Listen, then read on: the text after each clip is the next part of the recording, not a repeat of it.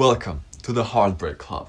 I'm Albert, your guide through the emotional dumpster fire known as dating. Grab a snack, it gets worse. I'm wearing my skeleton shirt to show you I have a heart too. I'm just like you. And I'm playing Paramore's All I Wanted Was You in the background for the feels. I'm going to begin the series with the ultimate classic nowadays, aka we like each other, but there is a distance and I feel like he's losing interest more and more. Yeah, that's because the universe loves making things difficult for no reason. Trust me, I've been there. This morning! I'm kidding. I'm not. But in my opinion, real connection doesn't evaporate. Just because there are a few miles in between. If two people actually like each other, they don't fall apart. They just complain about the distance together. But not always. So if he disappears just because you're not 5 minutes away, then it sucks. At the very least, you know you've tried. So I guess it doesn't kill anything real. If anything, it shows you what's real. Now the next one. I'm a musician and I can't find anyone who's not too jealous to see me on stage. If they're jealous to see you on stage, that just means you're doing it right. Some people can't handle dating someone who gets more attention than their dog's Instagram account. That's not your fault. That's natural selection, dog. But really, find someone who claps instead of cries. Until then, keep rocking it solo. I like this guy at school and I wanna tell him, but his friends hate me. Big deal. Half the time, a dude's friends are just 3 clowns he's known since middle school who think throwing pencils at the ceiling is a personality.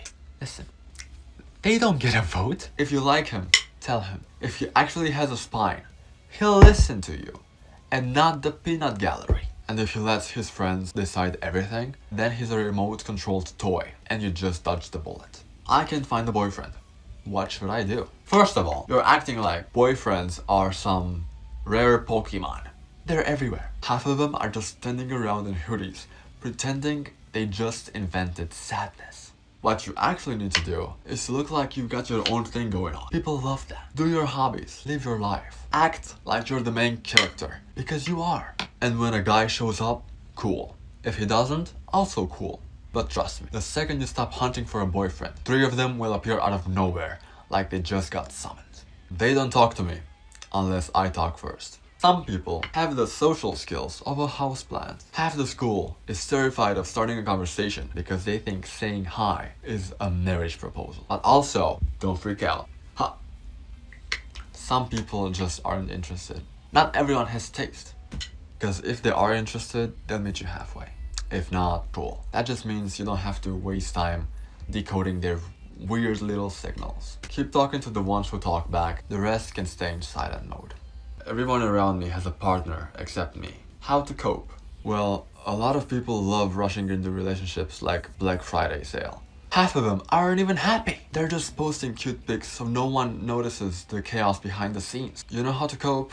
You realize being single is elite. You get all the snacks, all the sleep, and none of the drama. And the funniest part, the second you stop caring, someone's gonna pop up like, hey, I've actually liked you for a while. Yeah, you'll see. Hi from the 70s, by the way. Hello. But what do you do when you're bored? I start causing problems for absolutely no reason at all. I'll start reorganizing my whole place by vibe. Start a DIY project I'm wildly unqualified for. Or Google something cursed like, can you legally marry your favorite hamburger? People done crazier stuff. Sometimes, I deep clean my drawer at 2 a.m. and ignore the rest of the room. One time, I tried to fix a lamp and somehow ended up with 2 broken lamps. Basically, boredom turns me into a useless menace to society. Hi, I would like to show you my favorite dating memes.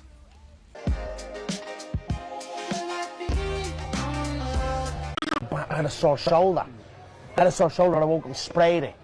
Next day I'm like, what the fuck? I'm not afraid anymore! It's a fugazi, it's a wazi, it's a woozy, it's a fairy dust. It doesn't exist. It's never landed. It is no matter. It's not on the elemental chart. It's not fucking real. Emotionally unavailable. Why? That's because some people treat feelings like they're dangerous. The second anything emotional shows up, they act like it's a fire alarm and run for the fire exit. A lot of people just shut down when things get real. They are great at texting memes, but terrible at talking about actual emotions. So, it's not a you problem. I never really had a real Valentine's Day with someone. Welcome to the club.